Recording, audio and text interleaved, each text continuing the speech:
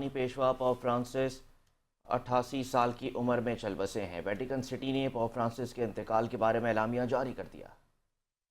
Pope Francis Roman Catholic church کے پہلے لاطینی امریکی رہنما تھے۔ وہ طویل بیماری کے بعد چند روز پہلے ہی صحت یاب ہو کر اسپتال سے ڈسچارج ہوئے تھے۔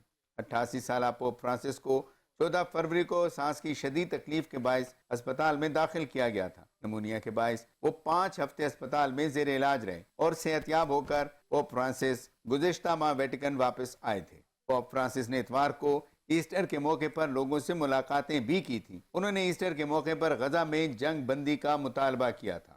پوپ فرانسس کا اصل نام خورخے ماریو برگولیو تھا۔ وہ 17 دسمبر 1936 کو ارجنٹینا کے شہر بیونس آئرس میں پیدا ہوئے۔ وہ 2013 میں رومن کیتھولک چرچ کے سربراہ بنے تھے۔ پوپ فرانسس اس سے پہلے ارجنٹینا کے دارالحکومت بیونس آئرس کے آرچ بشپ تھے۔ اپنے دور میں پوپ فرانسس سے دنیا کے اہم ترین ممالک کے سربراہان نے ملاقاتیں کی۔ فرانس کے صدر سمیت پوری دنیا کے عالمی رہنماؤں کی جانب سے پوپ فرانسس کے انتقال پر تعزیت کا سلسلہ جاری ہے۔ وزیر داخلہ محسن نقوی نے بھی پوپ فرانسس کے انتقال پر تعزیت کا اظہار کیا ہے۔